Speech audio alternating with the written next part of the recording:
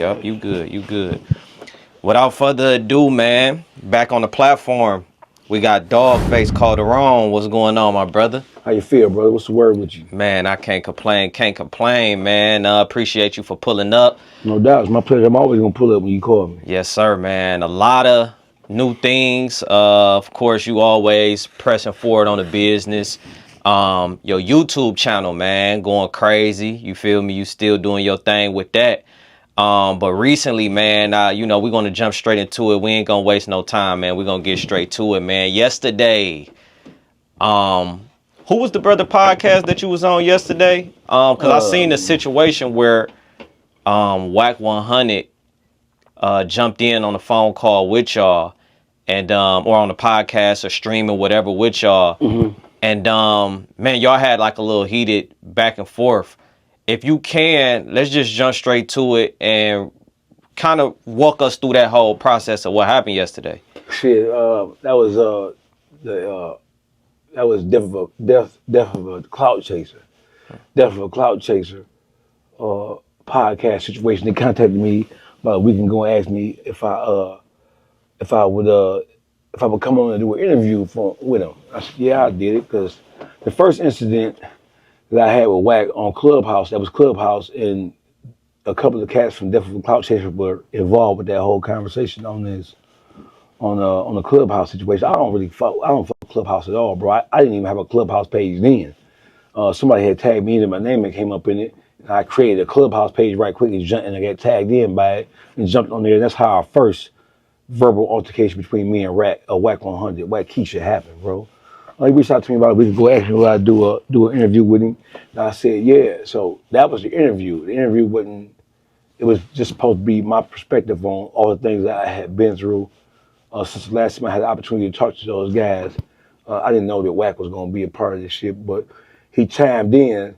Later I found out that, according to the people who run different clout chasers, that they run a simultaneous live stream to their Clubhouse page as well. So meaning that while you doing your interview speaking again, they can hear on Clubhouse. Yeah, gotcha. Absolutely. Yep. And so I didn't know that at first. Right. You know what I'm saying? I found out after the whole explosion with me and Wack happened. He told me, yeah, we broadcast, we live stream simultaneously with what we doing here for YouTube with Clubhouse as well. So in your conversation, he said that you kept mentioning his name, and that's what made him join on to the conversation. What exactly were you mentioning in regards to him that made him get on and, start talking? That was cap. I ain't mentioned his name at all. I was asked a question about how I felt about BG. They made reference to my previous conversation with Wack and my previous comments that I made about BG and Birdman and that whole situation, specifically when Wack was attacking BG, saying he was a snitch and all that. So he asked me a question about BG working with Birdman with the Cash Money Reunion Tour and working on a project, and Birdman being at the head of it. And he asked me how I felt about that based on what had happened in the past with the whole rat allegations and Wack 100 saying what he said. I didn't bring the bitch ass nigga name up. I don't give a fuck about him whatsoever. I'm well beyond that. I don't even talk about that shit no more. But I was asked a question about it, and he asked me if I still felt the same way now that BG was working hand in hand with Birdman after all of the turmoil with. Yeah. And what I said, he remembered that I said that I feel like the Birdman has sick Wack on him, on BG. And what was your reasoning for feeling like, cause just to catch the people up, the issue is that Wack 100 basically, quote unquote, exposed BG for a case where basically BG said he had a front man. You know what I mean? It was a gun case. And with the gun case, basically BG threw somebody under the bus that agreed to be thrown under the bus or take the charge. Out man. We all know what that is in the streets. If you of anybody of, you know, respect, or you one of those guys, it's probably best for you to have somebody like that. Yeah, that's the same shit that happened with Biggie Smalls. Before B.I.G.'s career took off, he had called a pistol case. And his man, Gutter took the case of him because he understood that he was on the verge of going crazy, blowing up. So he took the case. So it's almost a similar situation with BG, where in which he with a couple of guys, they get pulled over. But the difference is it was never BG's gun to begin with. It was always the guy's gun who got caught with the gun. When they got stopped initially by the police, he told the police that he had the gun. They ain't searched the car and found the gun. He told the police that he had a gun. He took the weight of the situation. So it wasn't like he was taking a case for BG. That's the biggest misrepresentation of facts as it relates to this whole situation. It was never BG's pistol that he passed to him, like, take that case for me. Yeah. It was always Dawg gun who got caught with the gun. Gotcha. You know what I'm saying? So Dawg said, well, I'm going to take it. It's mine. You know what I'm saying? Just kick y'all loose. I'm going to let him know this man right off rip because it is my pistol. So that's what it was. It was never BG's situation to begin with. Dawg took the case, and they talked about it before the police pulled Dawg out. Dawg volunteered that he had a gun on him. Yeah. They didn't get pulled out the car and get shook down. They found the gun and the pistol. And then he told the police he had a pistol off rip. So it's not the same situation. But my comments about the whole thing, it wasn't even about the case because I didn't give a fuck about that shit. It was about how Wack 100, who is known to work, according to his own admission, he's known to work in close proximity with Birdman. You know, his claim to fame right now is not game. His claim to fame wasn't Blueface. It wasn't nobody else he's working with. Whenever he's having a conversation about anything in the industry, he always mentions Birdman's name in the conversation. He's quick to talk about his association with Birdman. He's quick to talk about his affiliation with Birdman. And when he so-called exposed BG by so-called presenting the paperwork, and then he admittedly sent the paperwork to 1090 Jake, which led to 1090 Jake investigating just the whole situation. 1090 Jake came back down.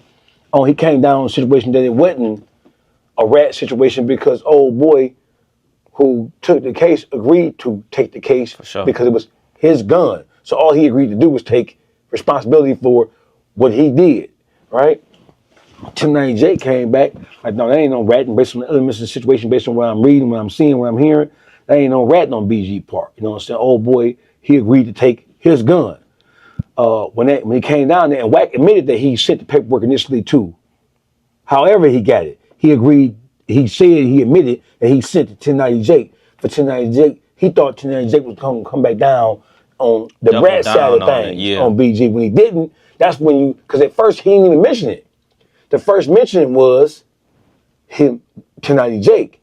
When 1090 Jake came back with a conclusion that didn't fit what Wack wanted him to say, that's when Wack started his slander campaign, speaking up himself, because 1090 Jake didn't say what he thought he was going to say about the situation after he investigated the situation. And just for clarity purposes, your position is that being that BG and Birdman is supposed to be brothers, for you, Wack 100, basically, to be in partnership and business with Birdman, it's no way that you go out on a limb and start bashing BG without some type of consent from Birdman. That's exactly what I'm saying. When Wack 100 first started this whole campaign against BG, when he first went on this kick, at first he was acting like that Birdman had no clue about it. He even said it on No Jumper podcast. He even said that when he started talking about that BG was a rat, that Stunner was calling him. Stunner was calling him back to back to back. He said he didn't answer. He even said that he left his phone in the No Jumper studio just so he wouldn't have to answer Birdman. Feel what I'm saying? That's the first thing he said. He said Stunner was calling me, blowing my phone down, but I wanted to say what I wanted to say, and I didn't want to have to get into a debate with the Birdman about the accuracy about what I was saying. But the first thing he said was that. Then he went on saying that the information about BG came from BG's own backyard. Then he went on to say, because he was getting questioned about, if you and Birdman are in business, according to your own admission, if that's your man, you always hollering Stunner this, Stunner that, You got deals on the floor. He always talked about his business dealings with him, right? And he making it seem like to the world that him and Birdman have conversations every day about all manners of business, personal and entertainment business, right? That's the way he made it seem. And nobody else saying that. You don't see Birdman talked about Wack 100 at all. Wack 100 is the one telling the stories, trying to make himself look important and tied into Birdman by telling the whole world. We wouldn't know nothing about your relationship with Birdman. Good, bad, ugly, high or low, left or right, unless you came out on Clubhouse and all the other platforms talking about your relationship with Birdman. He said that. Then he went on and changed the story up again when he started to get questioned about, what Birdman had to say, because people was like, it was a lot of bad feedback they was getting, that Wack was getting on YouTube and other platforms about, you cool with Birdman, but you slandering BG, who Birdman saying is his son. How does that work?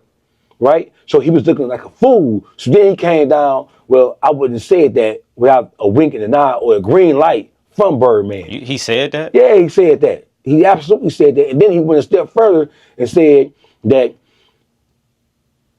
do you think, with my relationship with Stunner, do you think that I would have said what I was saying about BG? He said I would have never said that about BG because that's going to fuck up Stunner money. So even if I knew for a fact that Jizzle was a rat, I would have never said it. Why would I do something like that? And I got partnerships and understandings and a relationship with Birdman. I'm getting money with Birdman. I would have never threw BG under the bus if it wasn't for the wink in the eye or the go ahead from home base, which is Stunner 101. He said that as well. All the fellas got to do is go back and look at the YouTube shit. It's on YouTube. He keeps switching up his stories and adding and enhancing and taking it away according to whatever conversation he's having at any particular point in time. But yeah, and my whole thing is this. Let me give you an example. The latest thing with somebody connected to Birdman was Drake. Drake was part of the YMCMB shit, right? He considers Drake one of his sons, quote unquote. No Diddy, right?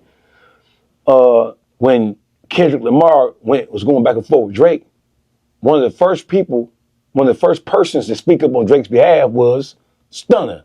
He came out and made public statements about in support of Drake. So let's back up for a second. It ain't about what a motherfucker said or didn't say. It's about what a motherfucker did or didn't do.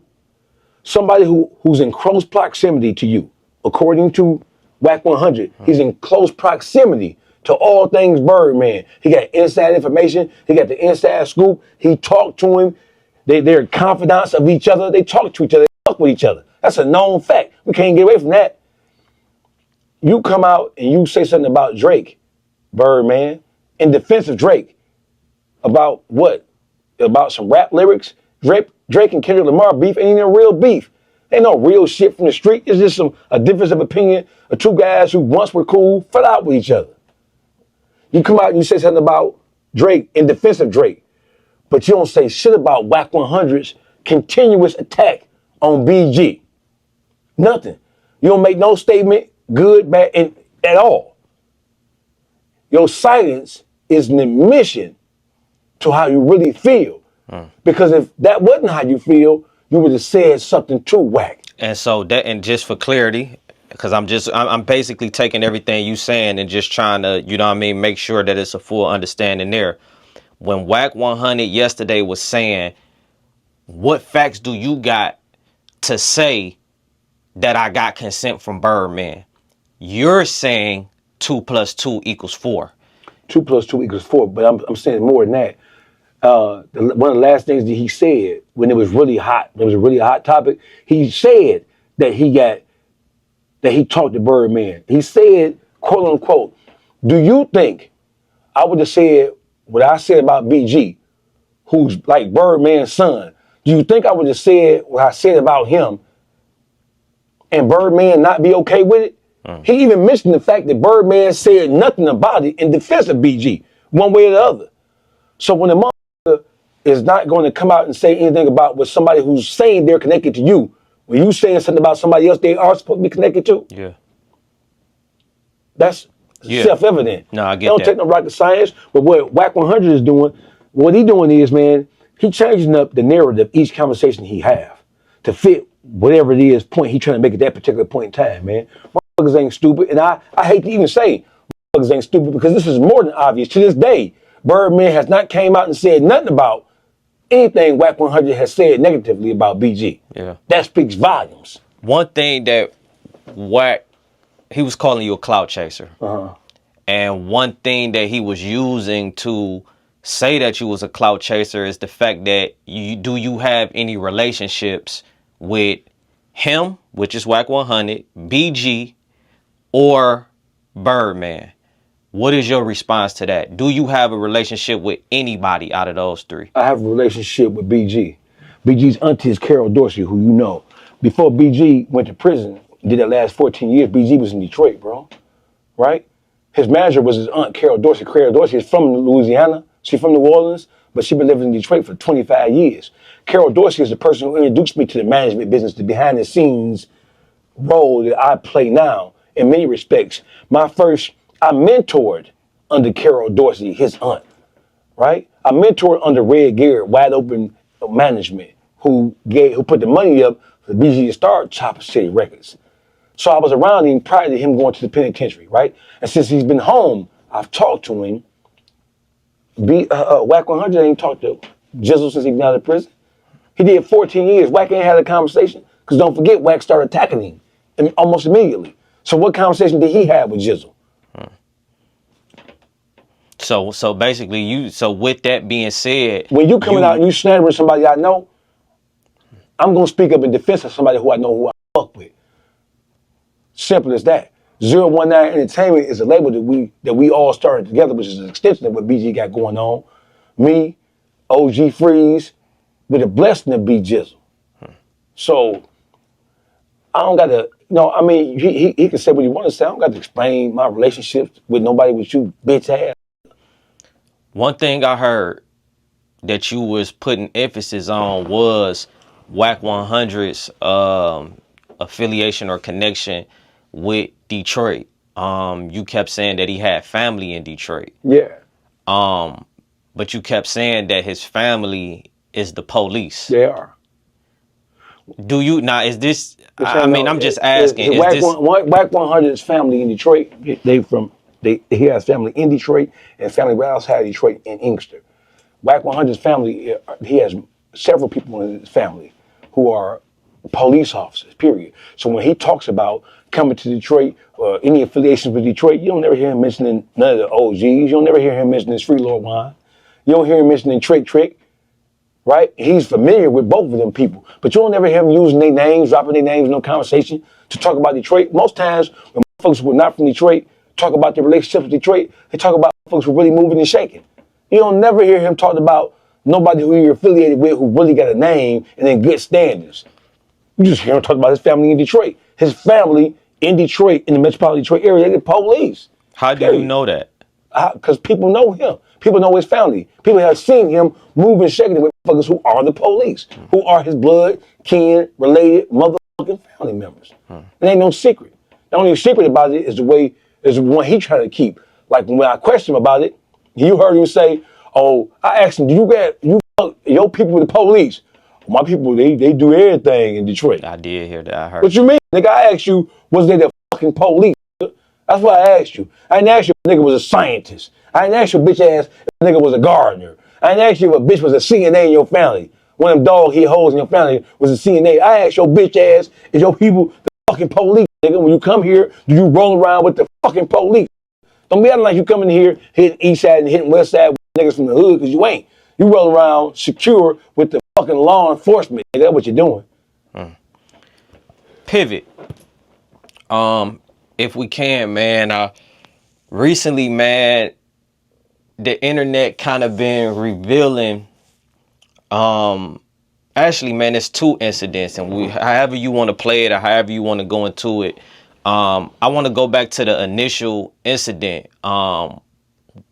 Did somebody, is that rumor true that somebody attempted to rob you or try to put a play down on you in Atlanta? That's true. Or try to carjack me or something like that. Lead, it was going to be a carjacking, going to be a robbery or something. Yeah, exactly. That's true. If you care to, or however far you care to go into explanation of that situation, kind of walk us through that situation in that day.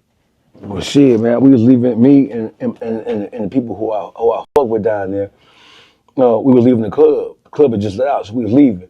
Uh, it was like 2, 3 cars of us, man. They wanted to stop at the gas station, get blunts, and grab something to drink after the club. Because the club we went to, Whiskey Mistress, it closes at 12.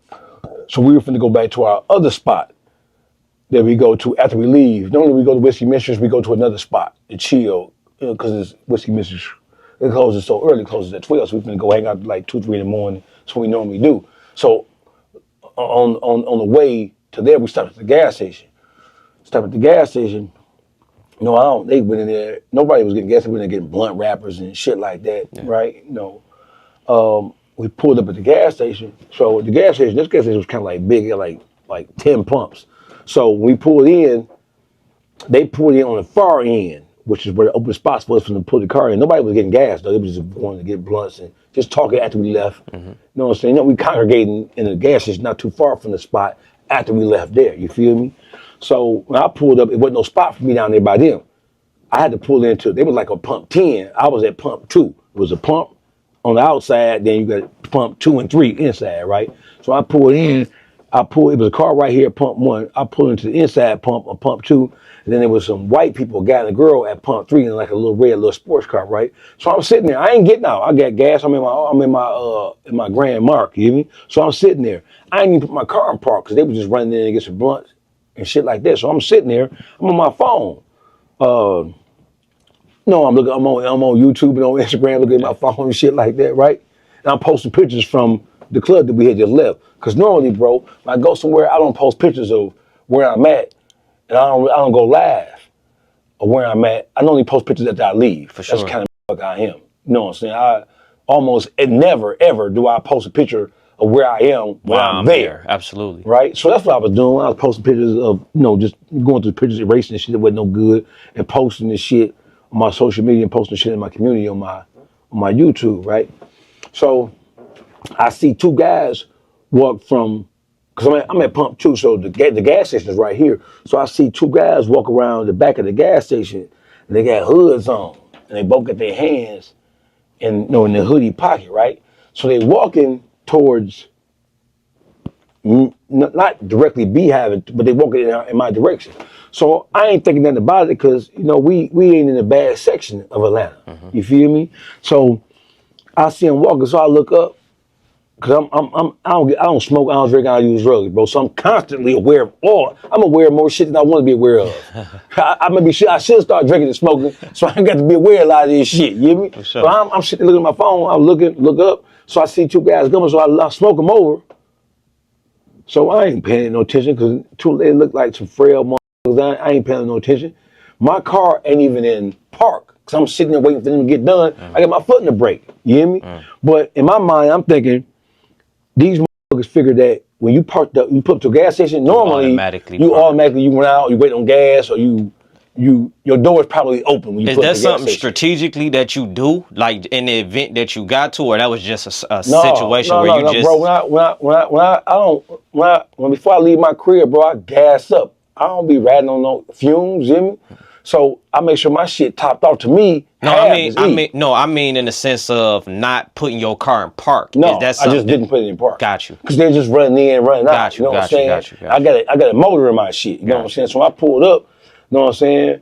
I ain't even put it in park. I just pulled up and had my foot in the brake. Sound was banging. I couldn't hear shit because my sound was banging. I got the false gates rumbling in that bitch. I can't hear nothing. You know what I'm saying? I'm looking at them down there. When they pull out, I'm going to pull out right behind them type shit. I'm going to turn out, pull out right behind them. Now, mind you, the freeway ramp is right here. Right outside the gas station. You jump down on 75 right there, right? So I look up, I see 2 guys walking from the back of the gas. They come from around the back of the gas station, right? There's like an air pump right there. I see a car right there. So at first I thought, when I saw them right there, I'm thinking they had the car probably get some gas, some air in the tire, because the air pump is right here, pushed back, right? So I see him walk around. I'm on my phone. Look, I glance up at him. I see him walking towards. So I'm like, I ain't really paying no attention. But in my mind, I'm like, damn, they walking towards the motherfucker. I think they finna cut through. You know how you walk in and you finna cut through? At first I thought they was with the car, but I look again, the car ain't on. So it's not like that's their car. So they just walking somewhere, right?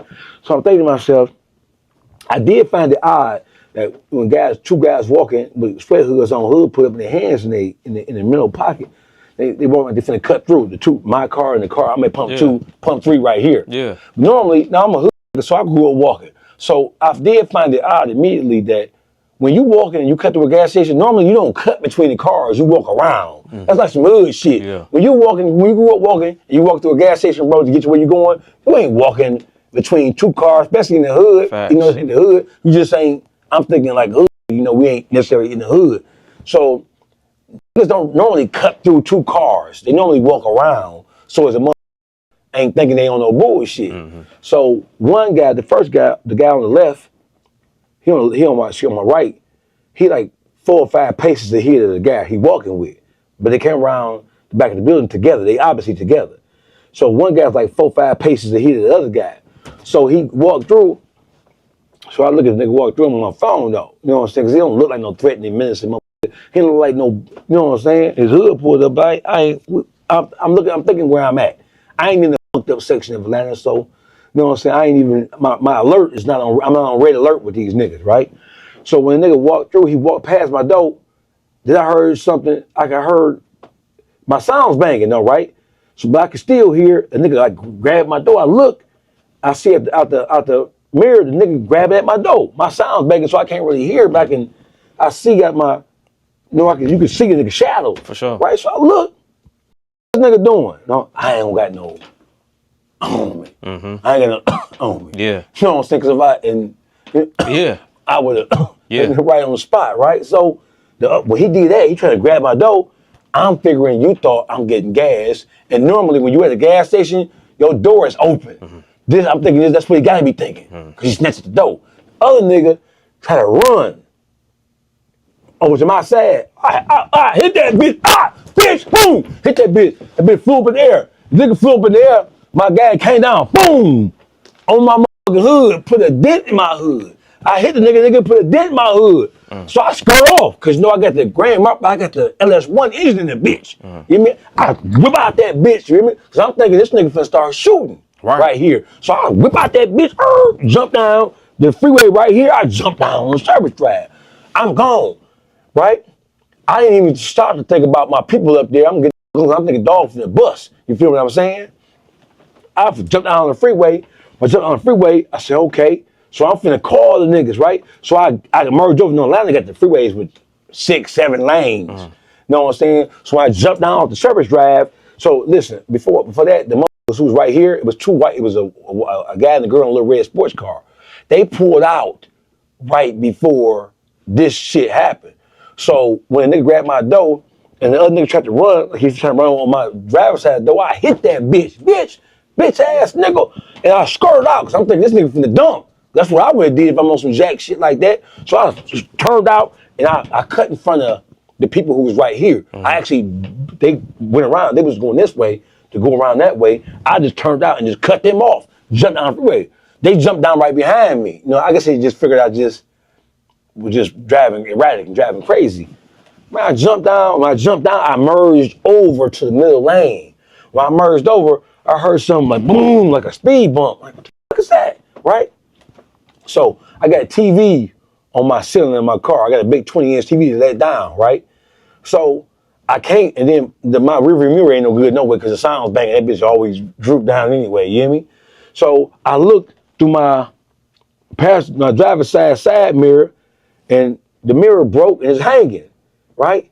So I can't see here. So I look out you know what I'm saying? I can't turn around because it's got them TV right here, right? So I look through the mirror, I see a motherfucker tumbling behind me. Damn. So I'm like, oh shit, right? I'm like, oh shit, what the fuck is that, right? The nigga I hit him, he came down on top of my hood. I kept on going, like, fuck you, bitch, right? The nigga, when he slipped up under my car, he was hanging on to the mirror, but his feet was being drugged underneath my car. He was hanging on to my passenger side mirror. He hanging on like this, but his body underneath the car. He holding my mirror, but he hanging on like this. I guess when I slid over, the mirror broke under the weight of his body weight, and when the mirror broke, he just fell and slipped up under my back wheel. Right? Damn. So I was gonna keep on going, bitch ass nigga. No, I'm good with the hit and run. I hit and run, bitch, quick. You hear me? I was gonna keep on going, but I look behind me, bro. I look behind me, like I turn around now. Cause I push the screen up, I elbowed the screen up, so I can look. I see the motherfucker who was behind me at the gas station, right behind me still. They stayed, the body rolling behind me. So they done seen the whole thing. So at that point, you in your mind, you like, if I keep on going, then that'll be a hit and run type situation. shit. They don't know what it is, right? So I said, fuck it, man. I see other cars, because you see the freeway got 6 lanes, bro. Other cars like, you can see them, like trying to avoid hitting the body rolling behind, right? So I said, damn, man, if I keep on going, I know somebody see my license plate. In Atlanta, everybody know. Yeah. They got them cameras that zoom in and get niggas, they can get your pores in your skin. They can count how many teeth you got in your mouth. You know what I'm saying? So I said, man, in my mind, I ain't did shit wrong, you hear me? Yeah. So I pulled over. So about 4 or 5 cars pulled over too, right? It took the police like about, it seemed like they got there instantaneously, bro, but it took them a couple of minutes to get there. One car pulled up and kind of like, and then 2, 3 more cars pulled up, kind of like closed the freeway off and stopped traffic, you feel me? So I pulled over. So when I got out my car to look, the white people who were at the pump next to me in the little red car, they was directly behind me on the service drive, right?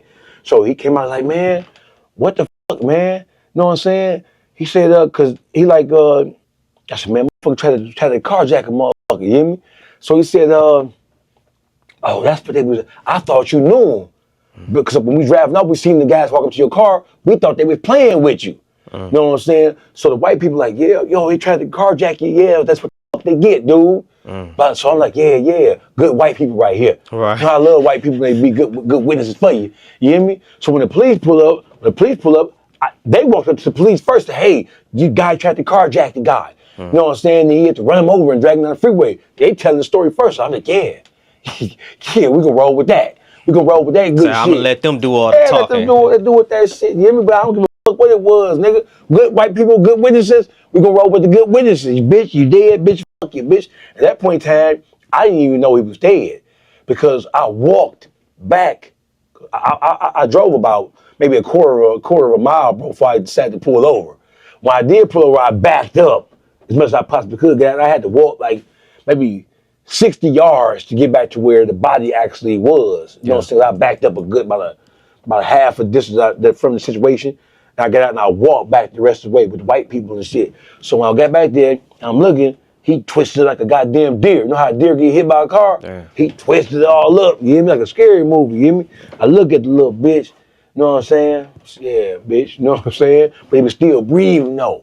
So I ain't think he was dead. I ain't find out he was dead until about 20 minutes later, you know, when the ambulance got there. Yeah. They ain't even tried to do nothing with it. I guess they knew he was dead. The ambulance came, they put like this, like a curtain around him, like a little curtain so you couldn't see. You know, around. They put a curtain around him, taking pictures and shit. He's dead as a mother.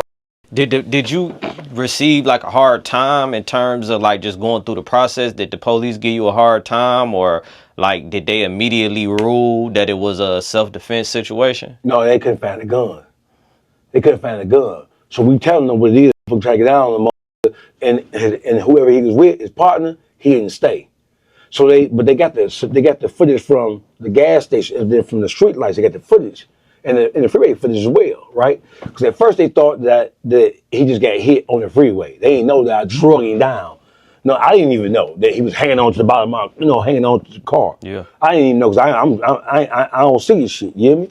So it took him like about a day and a half to find the gun because nothing is never where it happens at. You hear me? Yeah. They found the gun like 50, 60 yards away from when I hit the bitch inside the gas station. The goddamn gun was it was on the street, but even on the gas station. I guess the impact of me hitting the motherfucker for the way that his man in the state. So it was like they see another when they get the footage. They seen the other guy. They seen him grab my door. They see the other guy kind of like walk fast. They see me hit the motherfucker. So from if you were just a casual observer, it's like I just hit a motherfucker. It's like they was with me. It don't look like it was no shit like that, but they got the whole footage to see the guys walking from around the side of the back of the gas station. They seen dog walk through and then like reach back to grab my door. Yeah. You know what I'm saying? But they couldn't see, like I saw a nigga had a pistol in their hand, they couldn't see that they had no pistol. So when they finally Found the Dog left. So the whole thing is, if your man get hit by a car, if it's an innocent situation, why you leaving? You go. If you walk with him and your man get hit by a car, you ain't going nowhere. Yeah, you gonna You ain't stay. shit gonna stay there. Like, man, my man get hit. What the fuck, dog on? Yeah. They ain't do that. You know what I'm saying? So it took about, they didn't have to find the gun, but the witnesses, white witnesses, They held it down. listen, Said, the white witnesses in that red car, y'all find me. I'll take y'all to lunch. You know, I love white people as that. I would love white people as that. You hear me? sir. Good witnesses. I ain't had to say shit. Told the whole story. You hear me? For sure. I love them. So, I wanted to ask you, do you feel like that was a specific target on you? Or do you feel like they just seen the car, maybe heard the music, and maybe like just wanted to pursue you? I don't even know, bro. You know what I'm saying? I can't tell you. I think it was, I don't really think it was random because we wasn't, who knew we was gonna stop right there? You know what I'm saying? Well, who knew? I don't think it was just a situation where they were just being opportunistic about it. Okay, let's here go a lick. Because where we was, it was not an area that is known for motherfuckers playing it like that. You hear me? It wasn't no, I wasn't in Bankhead. Yeah. You know what I'm saying? I wasn't on I wasn't on, Yeah. you know what I'm saying? In I the wasn't trenches for Kirkwood, real, you hear me? I wasn't in the trenches, you feel what I'm saying? So I really can't say what it was, bro. And I you know, when they cleared me, because I called my lawyer immediately, bro, woke him up, you know what I'm saying? They got on top of the shit, because I wasn't just relying on the fact, because it was looking like, okay, we get it. They went and looked at the camera footage, they seen the whole thing, so they put it together, right? So I wasn't just gonna rely on that. No, I'm gonna for make sure. sure. Yeah, I'm I gonna called get my lawyer people, called down there and was actually inquiring about the shit. Then he has an associate, my lawyer from Detroit, right outside of Detroit, but he has associates down and he's licensed to practice law in Georgia as well. So he called his people down here and told them, hey man, go check in, go see what this is about, shit like that. So they took my car and they kept my car for like, this shit happened, bro, about 12:45. They kept my car to about 9 o'clock in the morning and kept me at the station as well. You know what I'm saying? I kept my car doing forensics on the shit. I guess matching up to make sure. Just to make sure You know what I'm everything saying? was They cut me, kicked me loose. So I can't say it was random or not. Well, that's a blessing. You know what I mean? That you you know what I mean? That you was good on that situation and you ain't get harmed. You know what I mean? Unfortunately, you know, even though I understand your perspective of, you know, you tried to do what you did to me. So what the consequences of it is the consequences of it. For me, it's just unfortunate when black people just, you know what I mean, attack other black people in that type of way, period. You know what I mean? So personally, I know this ain't coming from you, but personally, you know what I mean, condolences to, you know, the family, not necessarily the person, but the family, you know what I mean, who, you know what I mean, got to experience their child or whatever, even trying to attempt something like that. I can go for that. I'm not opposed to that whole sentiment, bro. I mean, I ain't know, you know, when it comes to, I'm a street nigga, bro. I come from that, so I understand I understand the peripheral damage that can take place with motherfuckers getting into it, or things happen. I understand that your family, you know, for the most part, don't be on the same shit that most guys who be on that kind of shit be on, right? So I understand motherfucker had kids. So you somebody's son, you somebody's brother, you somebody's father, maybe. You know what I'm saying? But you somebody. Yeah. You feel me? So even though you might be nothing to me, but you somebody to somebody else. So I get it. I ain't no savage ass nigga who don't understand, who can't sympathize and empathize with how somebody would feel or losing they, you know what I'm saying? But the consequences of you playing it like that, it is what it is. For sure. Now let's move forward, man. In the past, bro, you've been very critical of people in general that, you know what I mean, that tell rats, right? Some months back, I believe probably early this year or last year, you was on Boosie head about selective politics in terms of selective gangsterism. Selective politics is what civilians do. Yeah. Selective gangsterism is what niggas who have raised their right hands and pledged allegiance to the street. That's what they do. Because you're supposed to be a gangster because you live in a gangster life. You live in the street, nigga, thug life. So it's a different criteria from just politics is what politicians do. Yeah. People who are not necessarily involved with the muck and mires you find happening in the street. You ain't in the mud. Selective gangsterism is what niggas who claim to be street niggas do in terms of trying to differentiate between what's right and what's wrong, what's real and what's not real. Right. And you accuse Boosie of that. I did. Because he has been very critical with the 6ix9ine, very critical with a lot of other people, Gangsta Terrence Williams, and then it comes to QcP, the CEO of Quality Control, where allegedly he's supposed to have some paperwork or something like that. It ain't alleged no more, but yeah, I get you. Yeah. For the purposes of this, right? Yeah, I get you, but it ain't alleged no more. Paperwork on the floor. So you was critical of him. I was critical of Boosie. The QcP was just peripheral damage. He was just, what do you call it? It was a casualty of war. Yeah. As it specifically relates to Boosie. I didn't give a fuck and don't give a fuck about QcP. My whole thing was, Boosie, we now know that you are an agent provocateur, a paid agent provocateur of VladTV. We know that you made millions of dollars off Vlad. Each interview you getting 5 figures for each interview you do with Vlad. When Vlad pulled Boosie on there for interviews constantly, think about it. Most of the time, Boosie ain't had no project dropping. What you up here for?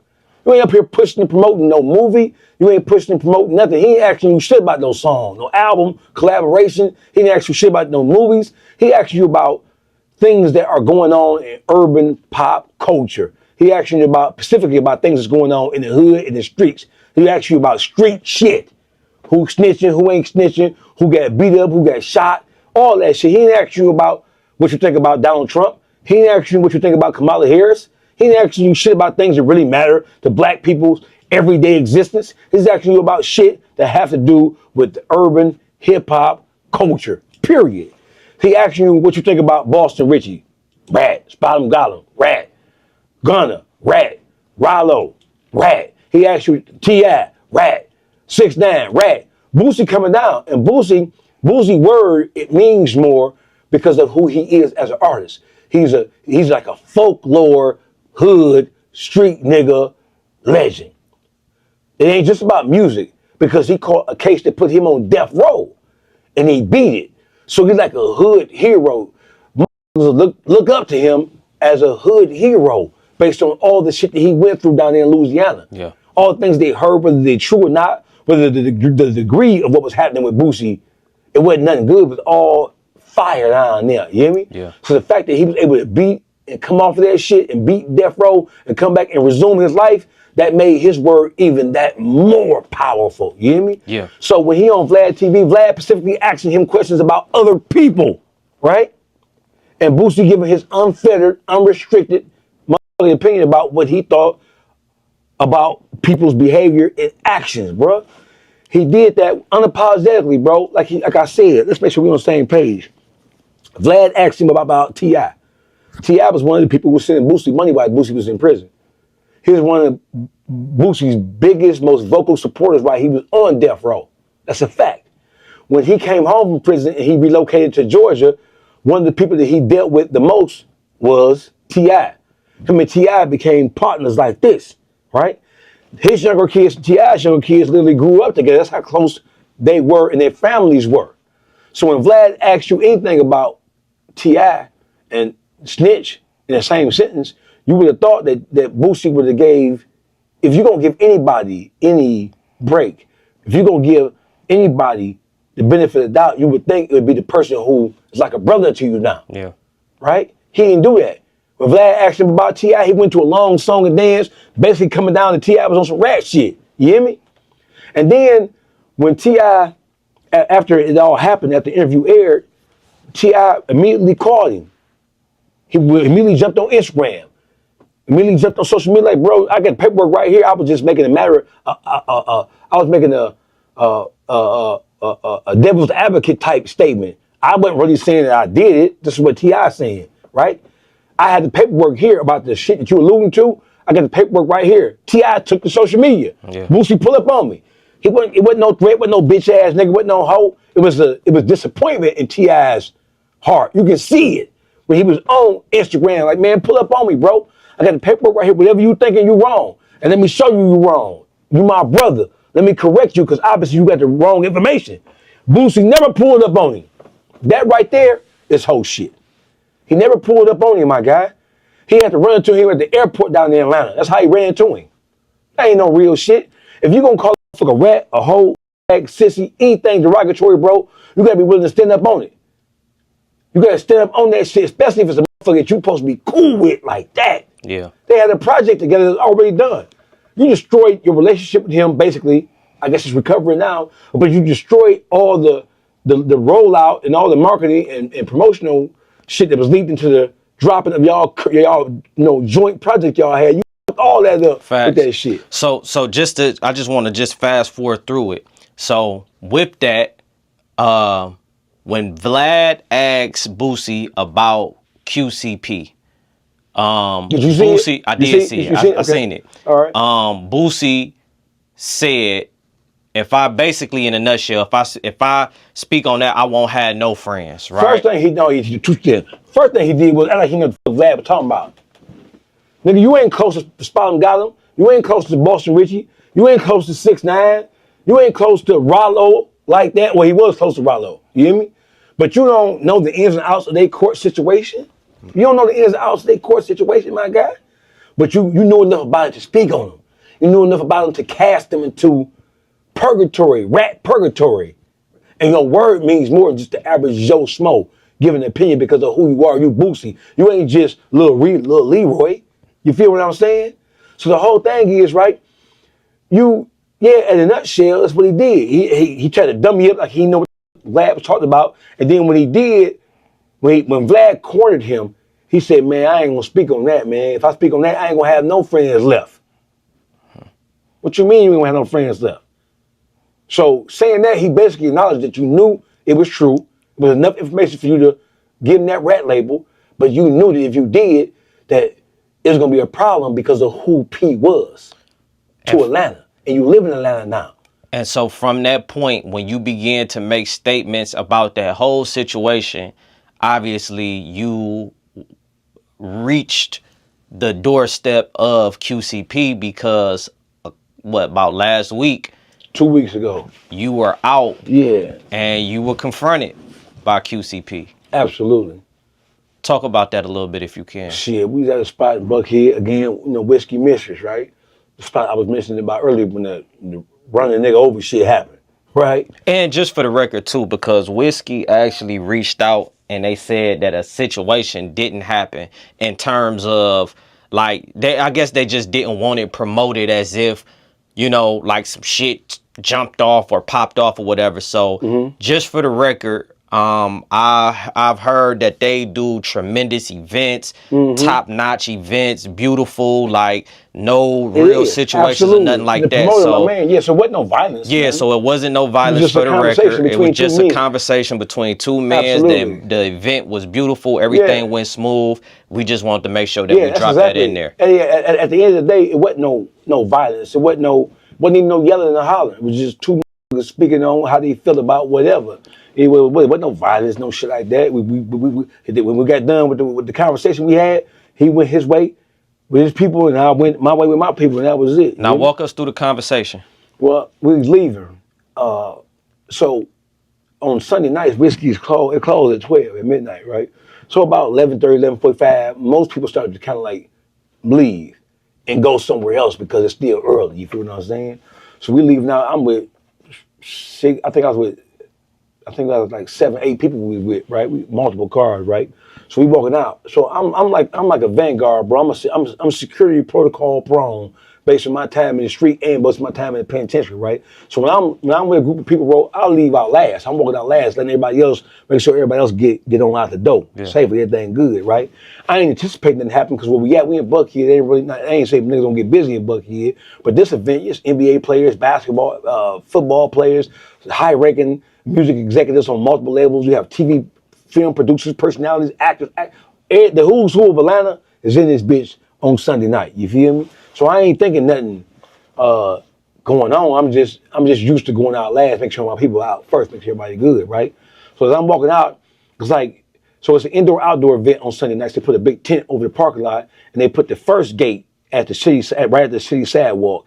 And then from the city sidewalk to 20 more feet, they have another gate. So when you coming in, You walk into the first gate is at the city sidewalk. It's about 20 feet, and there's another security, then another gate. You get shook down, you pay your admittance fee, then you just walk in. And when you walk in, you're in the outdoor part. They put a big tent over the parking lot. The parking lot is in front of the club. The club is pushed back off the street. So you can stay on the outside in the outdoor tent part, or you can go inside the club. Gotcha. We ain't going inside, that shit already jam-packed, right? So when you leave, it's the same way. The same way you came in, same way you come out. You get to the second gate, which is where the security would be shaking you down before you pay and get in. You get to that gate, and then you walk about 20 feet, you get to the city sidewalk gate, right? So when you're leaving, they have the police station right there because some folks get their cups in their hands, especially people who are outside. And they want the cup, they pour your drinks out. Yeah, so you got the police right there. You don't have security because, motherfuckers gonna tell security, shut the fuck up. We got our cup, we gonna walk out with this shit. So they put police right there, be 2, 3 police right there with garbage cans. And the police, when they see you with a cup in your hand, they tell you, hey, you can drink that and put the cup there, or you can just throw the whole cup away. Right. You got a choice, but you're not walking, you're not touching that city sidewalk with a cup in your hand at all, period, right? So as I walked to the first gate going out, I hear somebody say, hey, let me holler at you. So I turn around. When I turn around, I see QcP right there with another motherfucker. At that point in time, I didn't know who the other nigga was. Later on, I found out it was Ant Wilson, the ladies' man Ant, Chris Brown manager. That's just one of his main partners. If you go to the ladies' man Ant on Instagram, you'll see he's also Monica's boyfriend. But if you go to his Instagram page, you'll see he has more pictures of him and QcP than he do with him and Monica. I don't know what kind of bromance, Diddy ass shit they got going, T.D. Jake ass shit they got going on, but they obviously partners because they on there together with no bitches in sight. It's just them two on there. I don't know what that is, but it's suspect to me. Long story short, I see him. So I turn around, I instantly know who he is. You know I know what he is, bro. I know I done said shit about you that you don't like. I'm aware of that shit, you hear me? So when I turn around, I look at him. He's like, hey, hey man, let me holler at you. So I turn around, I stop. Turn around, I look at him. It's them two, right? The one nigga, the ladies' man Ant nigga, he don't say shit, just standing by his side, right? So he said, man, Ant, ain't you from Detroit? That's what P said, ain't you from Detroit? I said, what's up? He said, man, don't they call you Dawgface? I said, what's up, man? What's happening? Because I ain't finna answer no questions, nigga. You a $300 million nigga. If you know me by sight where you can spot me, you stop me, hey, what's up? First thing you say, ain't you from Detroit? Right there, you know who I am, nigga. Then you say, oh, don't they call you Dawgface? I'm not finna answer no questions because it's obvious you know who I am, nigga. Well, I like saying yes to anything. I ain't saying, oh, you don't question me, nigga. What you mean? So I'm like, what's up? What's happening? He's like, man, I'm just trying to figure out, man, what's your problem with me? Do you feel like he was approaching in an aggressive, like he was really trying to check you, or was he just trying to? Hey, man, my nigga, you don't approach no nigga like me and question no nigga like me when you know and I know why it is you stopping me, bro. You ain't stopping me and saying, hey, I like your Dawgface TV. Yeah. You know what I'm saying? I know I didn't say some unflattering things about you. And according to you, supposed to be that nigga. So whether it's true or not, you don't want nobody talking about you in no way. You feel like you bigger than the program, nigga. That's how you feel, right? So obviously it was on some aggressive shit, because if it wasn't that, you in the club with me, why you wait till I leave before you say something? You know what I'm saying? And you thinking I'm by myself, because you see my people, you watching me the whole time. You watching the niggas who in my section leave out and I'm last. You watching it. You know what I'm saying? So you approach me with another motherfucker.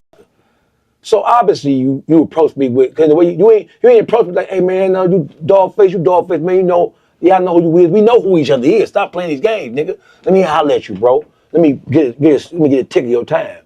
Man, I've been seeing how you've been coming down on me, bro. But the way I feel like that was my partner, bro. I ain't in no street shit no more. And I feel like a nigga was blah blah blah. And he got a mama, he got kids. And I know what happened. Even if I didn't respect it, I would respect how you approached me.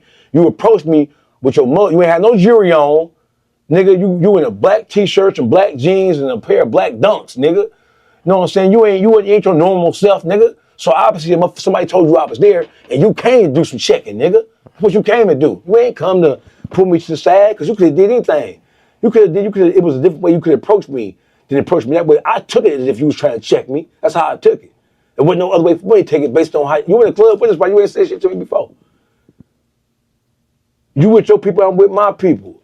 You know what I'm saying? Right? You could pull me to the side and then let me holler at you. I would have walked up with you. I ain't afraid of you, nigga. Yeah. So when he said all of that, like how did that situation disperse? Well, at that point, when I said, he was like, man, I'm just trying to figure out what your problem is with me. Why you always talk about me on YouTube? I said, what's up? My nigga, what's happening, bro? Now I'm on what's happening. Now you get my undivided attention. I'm looking around because I know you're a $300 million nigga. You ain't by yourself, nigga. So I'm kind of like looking around, make sure nobody behind me on the shit I do to a nigga. You know what I'm saying? Ain't even no sad stepping. You know what I'm saying? So while I'm looking around, my nigga OG, because outdoors. So OG Freeze turned around and seen me talking to him. So Freeze came back through the gate and walked up on my shoulder. And like, what's happening? What's up here? You know, he asked like, what we doing? What's up? So nigga QcP like, nigga, who is you? So Freeze like, nigga, don't worry about who the fuck I am, nigga. What's happening? What's up? You got a problem with my man or something? And he was like, man, it's a time, place for everything. That's what QcP say. The nigga ladies man and Chris Brown manager is Chris Brown manager. He ain't gonna say shit. He's just standing there, right? So Freeze like, nigga, what's up? You know what I'm saying? So like, man, who is you? What you gotta do with the like, nigga, don't worry about who I am, nigga. Is there a problem here? What we doing? He said it can't be a problem because the police right here. Because don't forget, I told you, the police is literally right here. We got 3 Atlanta police officers right here. They from here to this screen. They as closest to me and you. They right here looking at everything, right? So because I ain't even at this when I turn around, I ain't thinking police. I'm thinking who I got to hit first. Yeah, that's what I'm thinking, right? I slipped my mind and police behind because I don't fuck police there or not. Nigga, if a nigga try something. You know what I'm saying? It's on the flow, right here, right. However it got to happen, we're gonna make it happen right here, right now. So the free was like, nigga, you ain't no nigga. The police right here. You know what I'm saying? What you mean? It's time, place for everything. If that's the case, why you stop a nigga right here? You could have dealt with this 100 yards back that way, nigga, before we even left the club. But you stop a nigga in front of the police. That's what we calling you a rat right now.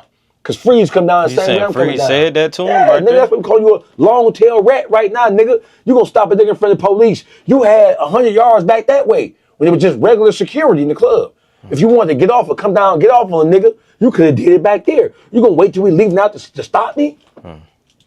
What is that about? So Freeze like, man, this nigga ain't on shit, Dawgface. Nigga, you on something? Nigga just sit there and look. Dumbfounded, ain't say shit. Nigga can't lie and say it ain't what happened because it was we wasn't the last one out the club. It was coming back. And you think I'm standing there with Cuba's on I got more jewelry on any nigga in the fucking club.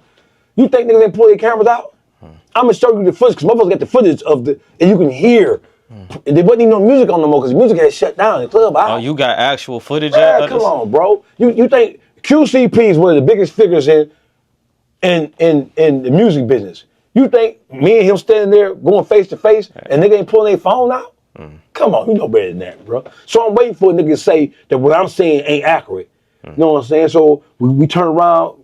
So Free is like, nigga, let's go. This whole ass nigga ain't talking about nothing. We turned around, walked out. You know what I'm saying? We got our shit. We went on about our motherfucking business. You know what I'm saying? For sure. So that was that on that. For sure.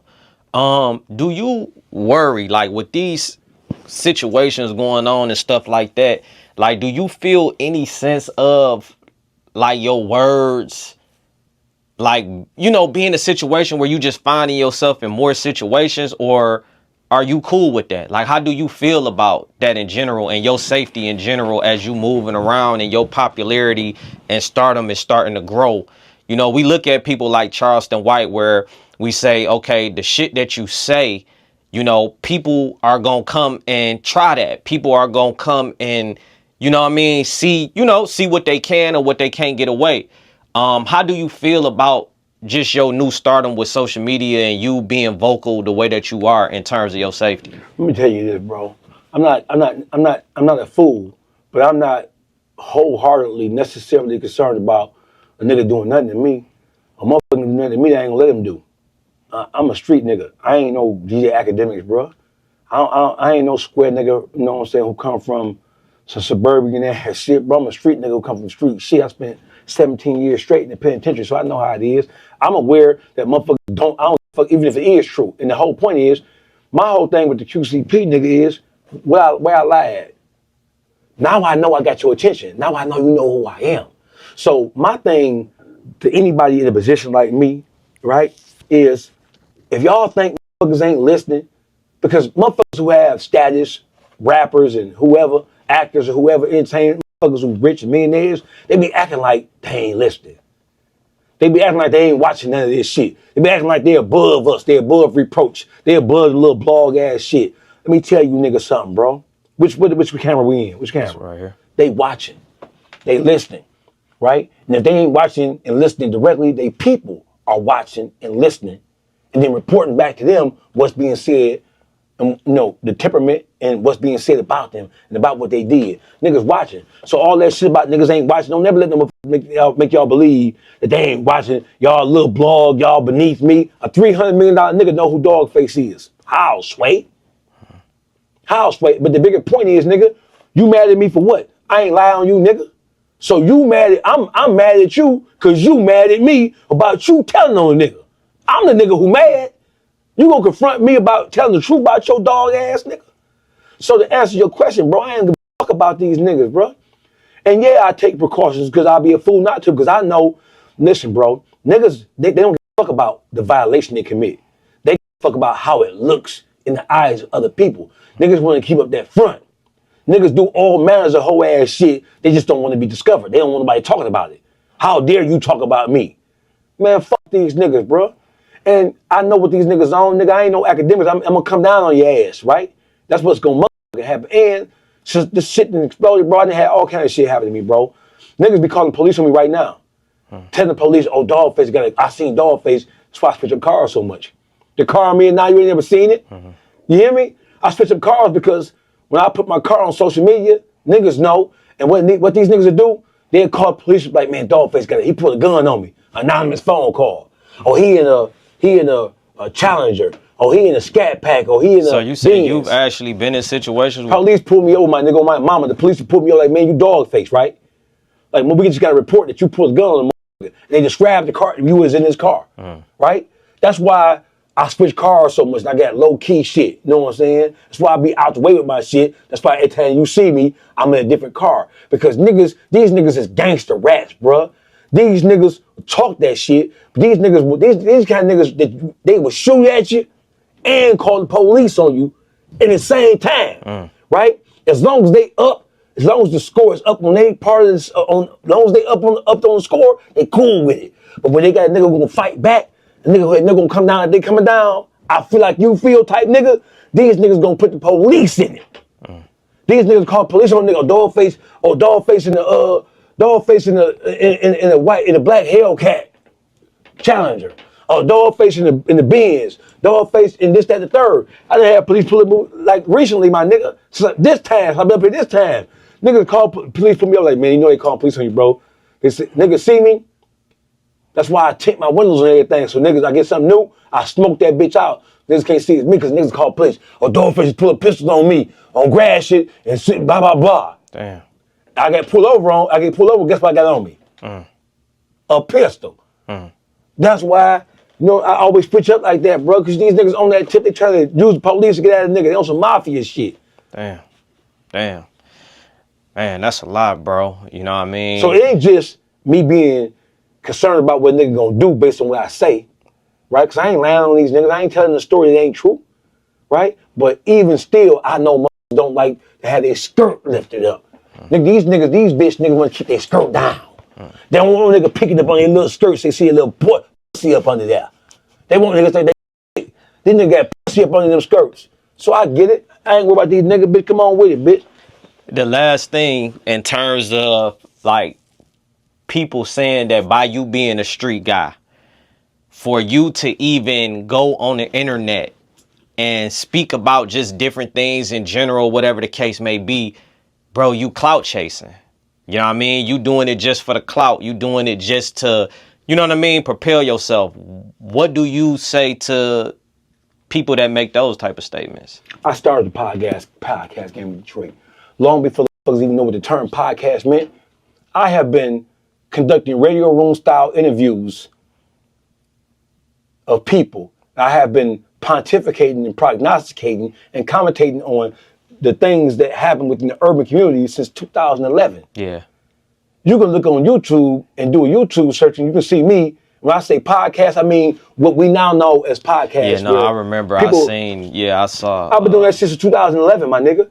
I started filming my podcast shit and putting it on YouTube in 2013. That's 11 years ago. What no nigga doing? Now you had internet radio platforms interviewing niggas, but interviewing niggas in a radio room style situation like you had what I do, filming it and putting it on YouTube. I started this shit in Detroit. People already know who Dawgface is. I'm already having my fucking way. So when it says clout chasing, clout, I already got clout. I already have I get what clout came by. I have cars, bikes, houses, buildings. I have money. What clout do I need? I don't need no clout off of these niggas. See what it is, motherfuckers who say that's a tactic and maneuver for a motherfucker who know they get some whole shit. So they gonna call you a hater or clout chaser when you saying something that may be true about them as well. They gearing themselves up and preparing themselves for you to talk about they dog ass too. So when they say clout chasing on you, how am I gonna get some clout off a nigga who knows fuck nigga? How am I gonna get some clout off QcP when everybody in the land know you a rat? But some people may say, and I'm just playing devil advocate, some people may say the fact that in certain situations that you know, and I've said, we talked about it before, like when you get on somebody, like you don't stop until it's completely annihilated. Like if a person is on the ground knocked out, like you gonna stump on their head, you gonna DDT them, you gonna jump from the top rope. You get what I'm saying? Mm-hmm. I have an answer for you. Okay. What 50 Cent do to the nigga when he get on his bad side? Damn. Interview. Damn. You have it there, man. Dawgface called it wrong. Y'all make sure y'all tap in, man. Foreign Magazine, Post of the Culture. Let's get it.